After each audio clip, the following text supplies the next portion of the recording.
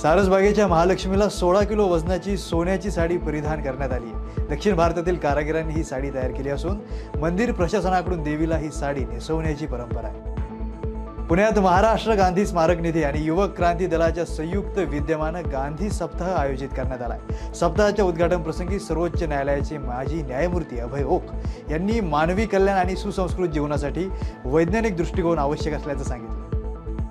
केंद्रीय लोकसेवा आयोगाच्या इंडियन इकॉनॉमिक सर्व्हिसेस परीक्षेत सोलापूरच्या मयुरेश वाघमारे यांनी देशात 8वा क्रमांक पटकावलाय। केवळ 12 जागांसाठी झालेल्या या स्पर्धेतून मयुरेश यांनी 4 लाख परीक्षार्थींमधून महाराष्ट्राला एकमेव प्रतिनिधित्व मिळवून दिलंय।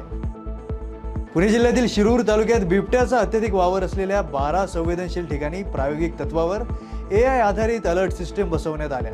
या प्रणालीमध्ये बिबट्या त्या मार्गावरून जात असल्यास त्याच्या शरीरावरील पॅटर्न ओळखून सायरन वाजतो, ज्यामुळे लोकांना बिबट्या असल्याची माहिती मिळून ते सावध होतात। राष्ट्रीय स्वयंसेवक संघाच्या स्थापनेला आज विजयादशमीला 100 वर्ष पूर्ण झाल्याचं औचित्य साधून पुणे शहरात विविध कार्यक्रमांचं आयोजन करण्यात आलंय। 84 ठिकाणी शस्त्रपूजन, 77 पथकांचं संचलन पुणे शहराच्या विविध भागात पार पडलं।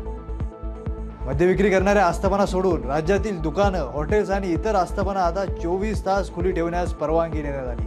महाराष्ट्र सरकारच्या उद्योग विभागाने या संदर्भातला शासन निर्णय जारी केला। या निर्णयामुळे राज्यातील व्यापारी व्यवहारांना नवं बळ मिळण्याची आणि ग्राहकांना दिवसरात्र सेवा उपलब्ध होण्याची अपेक्षा आहे।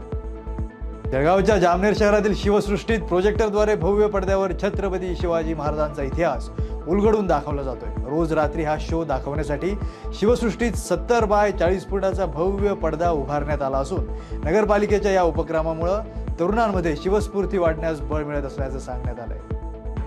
पुण्यात राजन खिवसरा राष्ट्रीय बिलियर्ड्स आणि स्नूकर अकादमीच्या माध्यमातून खेळाडूंना नवा पर्याय मिळालाय। पद्मश्री आणि खेलरत्न पुरस्कार विजेते गीत सेठी यांच्या हस्ते कोंडव्यातील जयराज कन्व्हेन्शन सेंटर इथं या राष्ट्रीय अकादमीचं उद्घाटन करण्यात आलंय।